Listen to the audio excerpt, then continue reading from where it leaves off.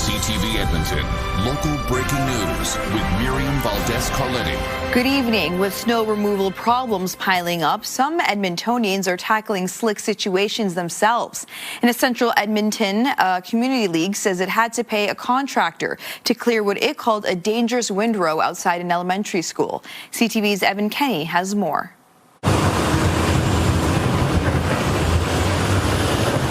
Just after 4 a.m., a front loader cleared away windrows in front of John A. McDougall Elementary School.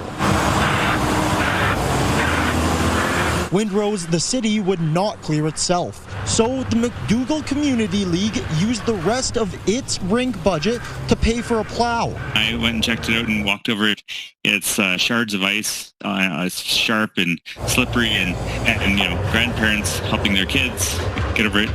It seemed like an unacceptable situation, and a situation where anybody who could step in to do something about it should. Parents call it a clear safety hazard. Just watching other kids fall, knowing that it could have been my son is extremely dangerous. Like, they could have hit their head, and just knowing that it wasn't anything to do with the school's fault. At some schools around the city, the snow is completely gone. Others we visited, like Lenora, have similar snow piles, but nothing like the windrow formerly outside of McDougall. Now the piles are clear, but it remains on the minds of parents. No parking, school bus pickup zone. Seems like that would be a fairly clear indication that that area should be accessible for all sorts of kids who are actually trying to get on and off of buses. The city says residents or community leagues that hire third-party contractors to clear snow on public streets could be held liable for any resulting damage to city property, and work also requires a permit. City Councillor Erin Rutherford says a recent social media post about the current parking ban crossed the line from criticism to harassment. She issued a press release condemning what she says is a troubling trend. Using disinformation to incite rage in folks, that has a direct translation to the safety of us and our families. That's what I'm seeing now, that even 4 years ago I wouldn't have experienced to the same level. This is the post that inspired the councillor to speak publicly. Rutherford says it falsely claims she violated the neighborhood parking ban while showing her family home. She's okay sharing the picture now because it's already circulating. City staff say snow clearing crews have been getting abuse from the public, including threats and a shovel thrown at a plow. Councillor Mike Elliott is a former police sergeant. He says one factor police use to determine whether an action constitutes criminal intimidation or harassment is how it makes the victim feel. When you start living with looking over your shoulder all the time, and that creeps into, that can cause the anxiety, that can escalate further and further. That's what can meet the threshold here about the intimidation and the harassment aspect. Mayor Andrew Knack issued a statement condemning the abuse to city staff and councillors, calling for civility, accountability, and respect. Police have arrested and charged a man with sexual assault. He's accused of squirting an unknown substance on women at different stores around West Edmonton. Police began investigating after a woman said this happened to her while she was riding an escalator at West Edmonton Mall in late November. Investigators say a man followed several women in a similar way around the mall for around 90 minutes that day. Police say similar incidents also happened at HomeSense in Mayfield Common and Costco on Winterburn Road. 28-year-old Jensen Jeffrey has been charged with 3 counts of sexual assault. He was released from custody and is not allowed to visit any shopping malls, possess any weapons, or leave the province. The province says 2025 was a record year for housing starts in Alberta. Last year's 53,000 starts are a 14% increase over 2024, which was also a record year. More than 21,000 were in Edmonton. The province says almost a quarter of all the housing starts in Canada were here. We set out to make housing more affordable and to make sure that there are homes for everybody to live in. And when you see rent numbers and cost of housing go down at the rates that we've seen, that is a proof point that that strategy is working. The province says the building boom has been good to renters, with prices decreasing more than the national average. Nearly 20,000 purpose-built rentals started in Alberta last year. And the iconic University of Alberta Butterdome is getting a makeover. As CTV's Nirman Issa explains, the sports complex is staying gold, but also going green. We're excited to see the face of this landmark get the lift that it needs. Commonly known as the Butterdome, the Universiade Pavilion is getting a new look. Its iconic butter yellow exterior is being replaced. The revamped sports complex will be a mix of green and gold, drawing from the school's colors and the nearby River Valley in the fall. A lighting feature resembling the North Saskatchewan River will brighten the exterior. There's a nostalgia with the Butterdome, right? The old yellow building, the existing yellow building, and we think that this design is inspiring and should raise that excitement. The Butterdome was built for the 1983 Universiade Games hosted by Edmonton. It's now a multi-purpose sports facility and a community hub, hosting big events such as Remembrance Day ceremonies and the annual Butterdome craft sale. There's going to be periods yet to be completely defined when there'll be partial or full closures over the construction period. We're going to do the very best that we can to minimize those. The renovations aren't just for vanity reasons.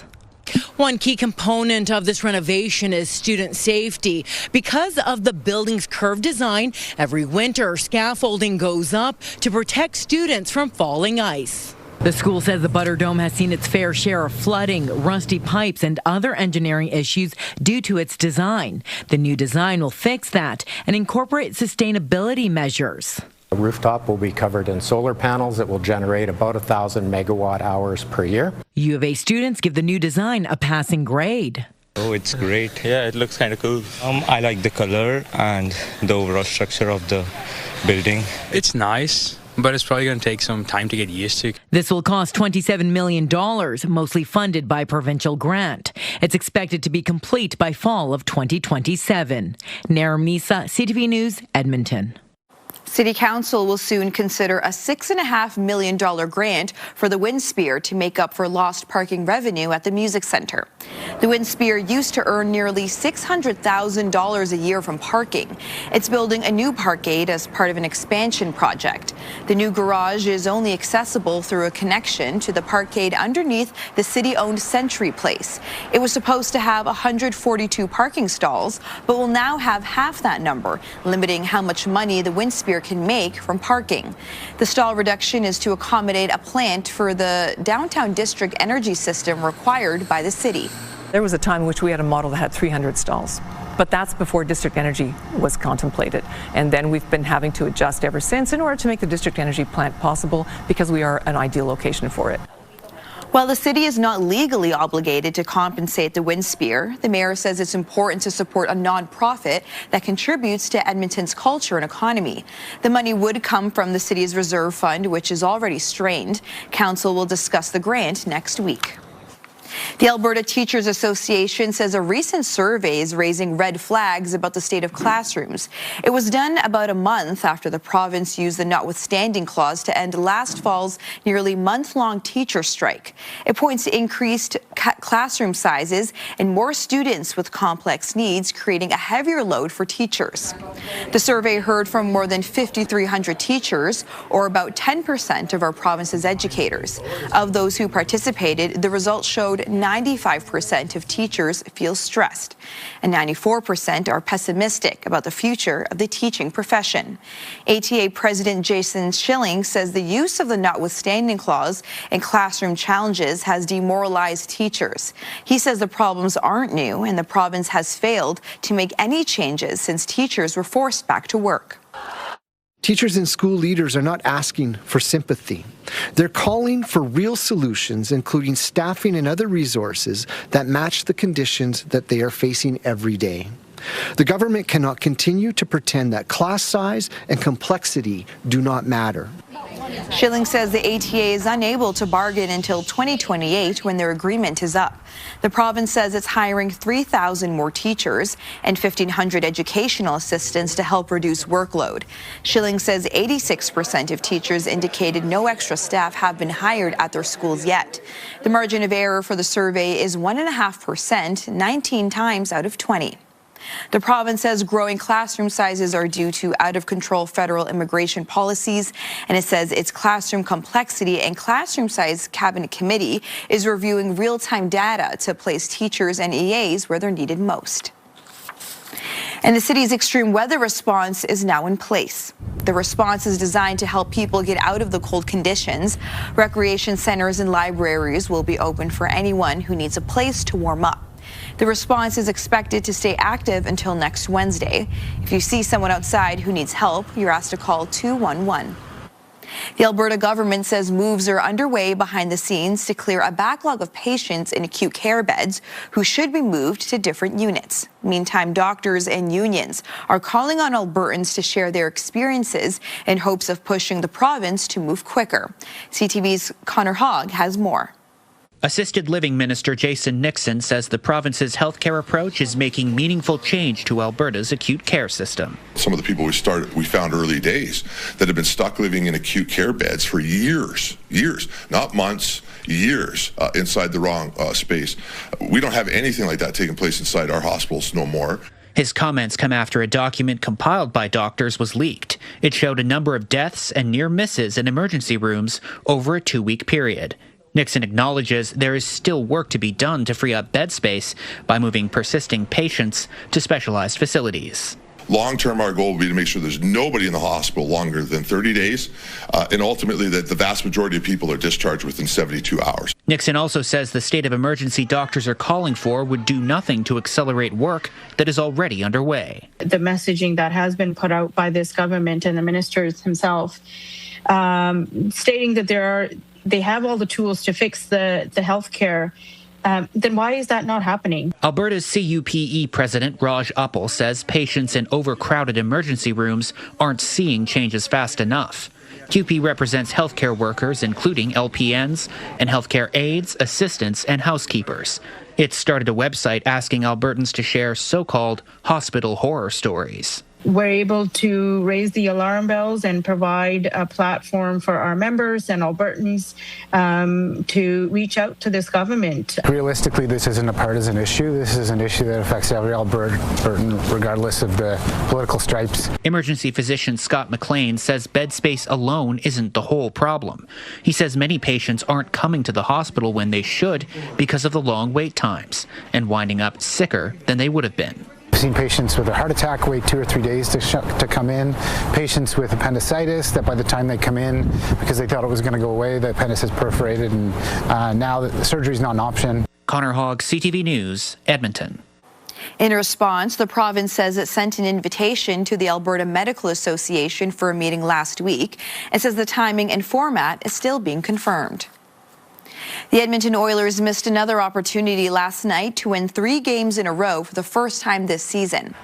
The Oilers' longest winning streak this season remains 2 games after losing 2-1 against the New Jersey Devils. They'll have a chance to start a new streak tomorrow when Sidney Crosby and the Pittsburgh Penguins visit Rogers Place.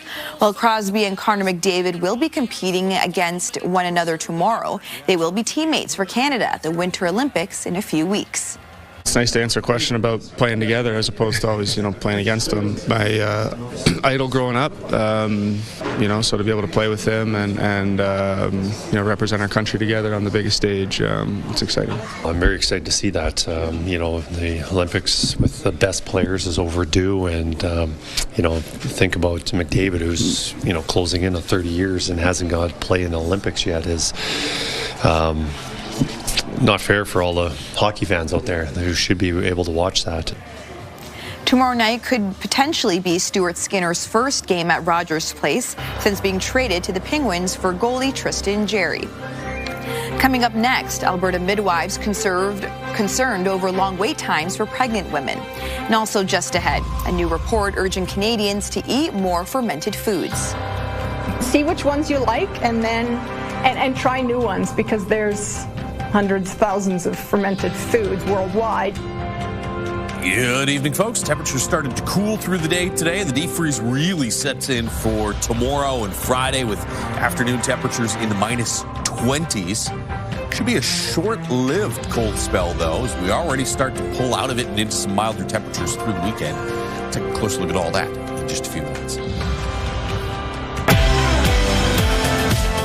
Thursday in your morning, is AI already shaping your decision-making, the ethics of the controversial technology, and the appropriate way to support a friend if they come out to you?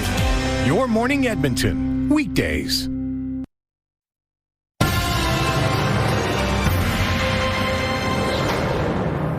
Wait lists for a midwife in Alberta are so long, many pregnant women aren't receiving the kind of care they were planning on.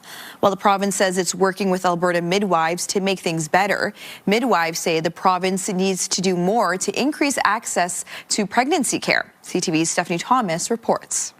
Demara Miro is 25 weeks pregnant. When she found out she was expecting, she immediately reached out to a midwife. Tried to contact one directly, and she was already too busy after 1 week, had too many babies in May.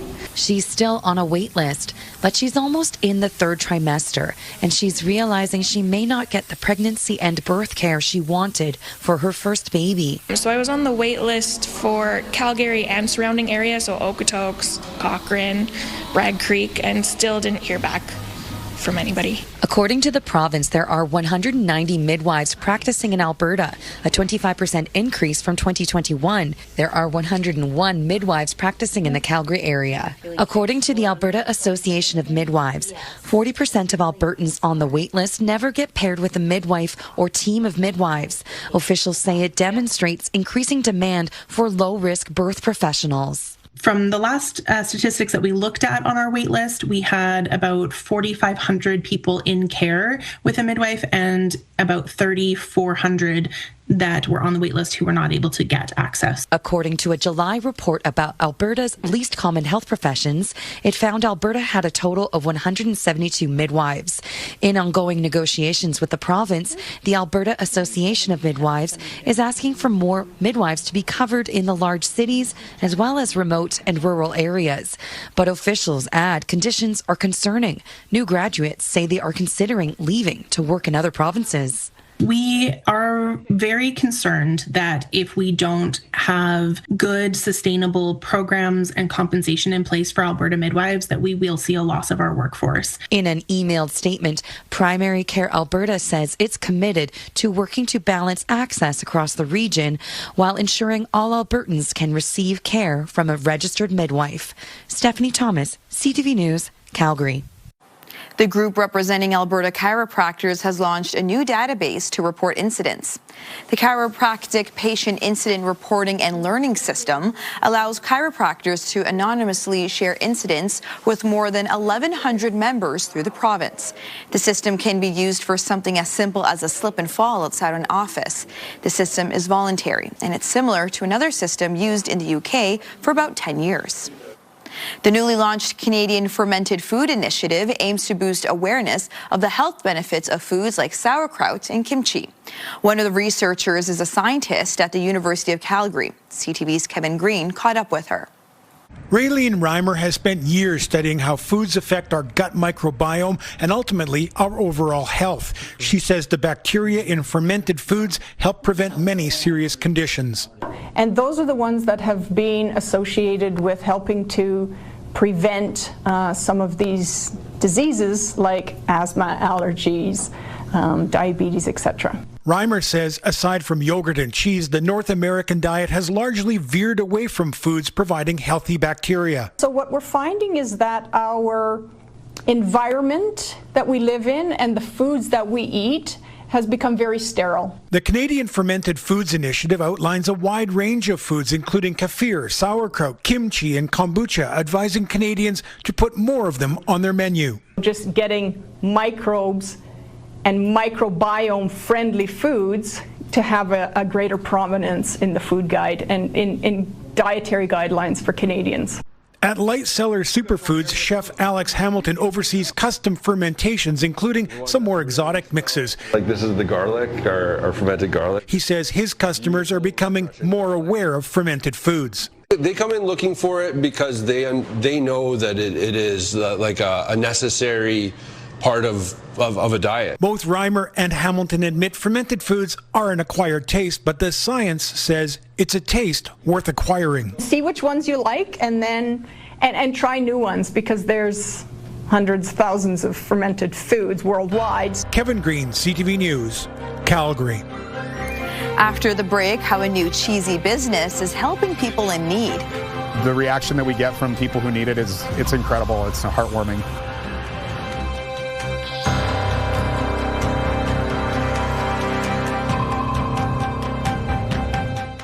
Programming brought to you by James H. Brown Injury Lawyers, the heavy hitters of injury law.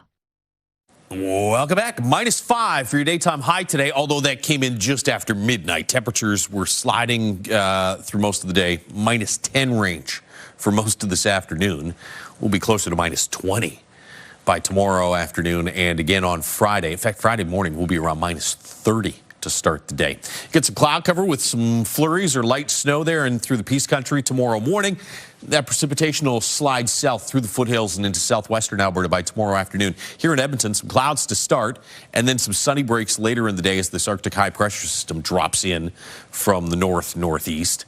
Here comes the next system that will likely produce a little bit of snow or some light flurries late Friday in northwestern Alberta.